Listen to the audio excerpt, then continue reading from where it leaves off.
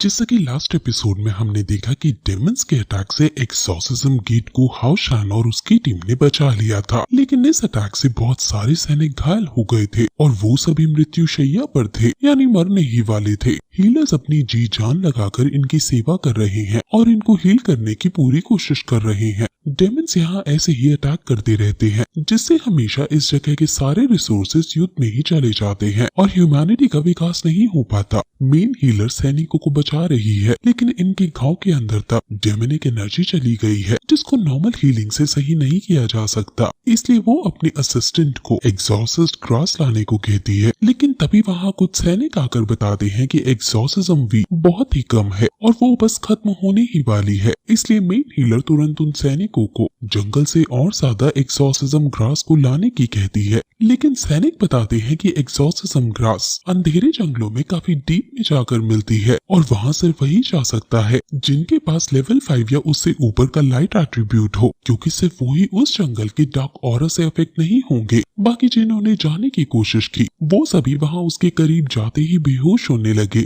हमारे पास स्टाफ पहले से ही कम है और अब लेवल 5 का नाइट तो कोई भी नहीं जो वहाँ जाकर ये हर्ब्स ले सके। मेन हीलर परेशान हो जाती है क्योंकि बिना एक्सॉर्सिज्म ग्रास के वो इनको भला कैसे बचा पाएगी। ऐसे तो ये सारे नौजवान सैनिक इनके मारे जाएंगे, इसलिए वो तुरंत डेमन हंटिंग ग्रुप्स को अर्जेंट मिशन देती है कि उन्हें जल्द से जाकर एक्सॉर्सिज्म ग्रास लानी है। सभी डेमन हंटर्स के पास ये मैसेज जाता है, लेकिन यांग पेंगसाओ की टीम को पहले ही अलग टास्क दे रखा था, इसलिए वो तो वहाँ नहीं जा सकते हैं। लिंसी वगैरह यहाँ जाने के लिए फ्री थे, लेकिन उनकी लेवल 5 नहीं थी, जिस वजह से वो नहीं जा सकते। हाओशान की टीम में सिर्फ हाओशान और हान यू ही लेवल के थे, इसलिए ये दोनों वहाँ जाने का डिसाइड करते हैं। बाकी लोगों से हाओशान यही रुकने को कहता है और ये सभी मेडिकल कैंप में जाकर मदद करने का डिसाइड करते हैं। हाओशान हाओए को कायर को दे जाता है क्योंकि उसने बहुत ज्यादा खा लिया है और वो सो रहा है। कायर उसको संभाल रहने को कहती है और फिर हाओशान और हानयू उस जंगल में टेलीपोर्ट कर दिए जाते हैं। वहाँ बहुत ज्यादा डार्कनेस है और अब ये दोनों एक्सॉर्सिज्म ग्रास को ढूंढने लगते हैं। वहाँ 3 और सैनिक हैं जो एक्सॉर्सिज्म ग्रास ढूंढने के लिए आए हैं, लेकिन तभी वहाँ एक बड़ा सा स्नेक आकर उन तीनों को बेरहमी से मार देता है। वही हाओशान और हानयू को ग्रास नहीं मिल पा रही थी, इसलिए हानयू अपनी डेमन बीस को निकालता है जिसके पास लेवल 5 की डेविल आई पावर है और ये अपनी आय से 10 दिशाओं में एक्सॉर्सिज्म ग्रास को ढूंढने लगता है। हाओशान को डाउट होता है कि आखिर इनके पास ये डेमनिक एट्रीब्यूट क्यों है, लेकिन तभी हानयू डेमनिक आय से एक्सॉर्सिज्म ग्रास को ढूंढ लेता है। हालांकि इन्होंने ये ढूंढ ली है, लेकिन ये तो बहुत कम है। वो फिर भी इनको कलेक्ट करने लगते हैं, लेकिन तभी अचानक वो बड़ा सा स्नेक हानयू पर अटैक कर देता है।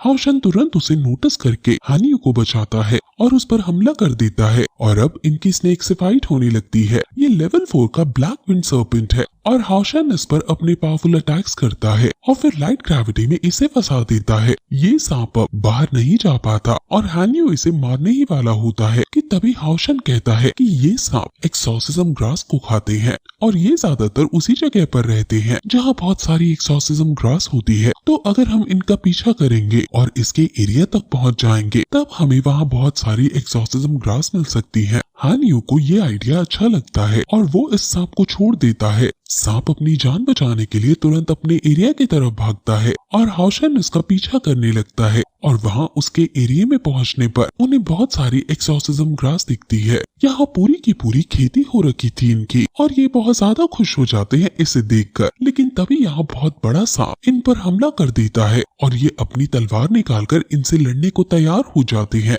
अब तभी फिर उनके सामने लेवल 7 का ब्लैक विंड सर्पेंट आ जाता है जो बहुत बड़ा और स्ट्रॉन्ग है। वो इन पर गुस्से में हमला करने लगता है क्योंकि ये इसके इलाके में आ गए हैं। हाओशान अपनी रिवेंज ऑफ लाइट टेक्निक का यूज करके, लेकिन इनके अटैक का इतने बड़े सांप पर कोई असर नहीं हो रहा है। हाओशान उस पर सनशाइन अटैक का भी यूज करता है, लेकिन उस बीस्ट का डिफेंस इतना स्ट्रॉन्ग है कि इससे भी उसका कुछ नहीं बिगड़ता। वो हानयू को घायल कर देता है और हाओशान अपने डिफेंस से उससे बचने की कोशिश करता है, लेकिन उसे बहुत ज्यादा दिक्कत हो रही है। उसकी स्पीड और उसका अटैक बहुत ज्यादा स्ट्रॉन्ग है जो हाओशान पर भारी पड़ रहा है और वो हाओशान के डिफेंस शील्ड को भी तोड़ देता है वहाँ तुरंत हानियो आकर हाओशान की मदद करता है और हाओशान एब्सोल्यूट डिफेंस का यूज करके बीच से बचता है। अब हाओशान आगे बढ़कर हानियो की मदद से उस पर उछलता है और मौका पाते ही स्नेक की गर्दन काट डालता है, लेकिन तभी अचानक उसकी गर्दन कटते ही एक और गर्दन उसके ऊपर आ जाती है और अब वो हाओशान को खाने ही वाला होता है कि तभी वहाँ हानियो आकर हाओशान को साइड करके खुद स्नेक के मुंह में चला जाता है।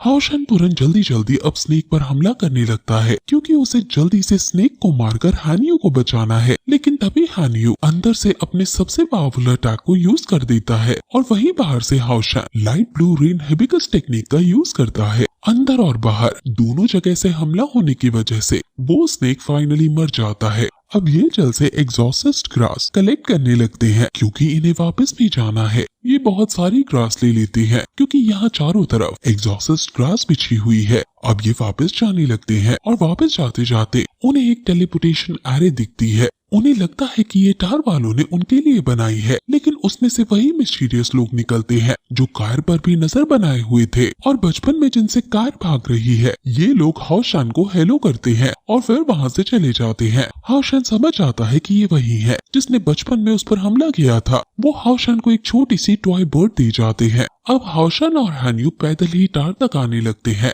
वही टार में हीलर्स के पास अब सिर्फ एक ही एक्सॉर्सिज्म ग्रास बची है और मेन हीलर को समझ नहीं आ रहा कि वो सिर्फ एक ग्रास से इतने सभी लोगों को कैसे हील करे। वो पूछती है कि डेमन हंटिंग टीम में से कोई उनको लेकर आया है या नहीं। यहाँ सिचुएशन काफी बिगड़ती जा रही है, लेकिन तभी वहाँ फाइनली हाओशान आ जाता है और वो सभी ग्रास को वहाँ रख देता है। मेन हीलर ये देखकर बहुत खुश हो जाती है और वो तुरंत इनको एब्जॉर्ब करके सभी घायल सैनिकों के ऊपर लगा देती है, जिससे वो सही होने लगते हैं, उनके घाव भरने लगते हैं। अब थोड़ी देर बाद मेन हीलर हाओशान को कंट्रीब्यूशन पॉइंट्स देती है क्योंकि इन्होंने इस अर्जेंट मिशन को पूरा किया। हाओशान और उसकी टीम खुश हो जाती है और मेन हीलर भी कहती है कि ये कुछ भी नहीं तुम्हारे कंट्रीब्यूशन के बदले, क्योंकि तुमने इतने सारे सैनिकों की जान बचाई है। हम सभी तुम्हारा तहे दिल से धन्यवाद करते हैं। अब उसके जाने के बाद हाओशान कहता है कि हानियो ने इस मिशन में काफी मदद की और ऐसे ही बातें करते हुए वो अब सोने के लिए अपने रूम्स में जाते हैं। इनको एक डॉम दिया गया है और जब तक ये डेमन हंटिंग ग्रुप में है तब तक ये यही रहेंगे। लिंसिन यहाँ बेड सेकता है, लेकिन यहाँ सिर्फ 6 बेड हैं, लेकिन ये लोग 7 हैं।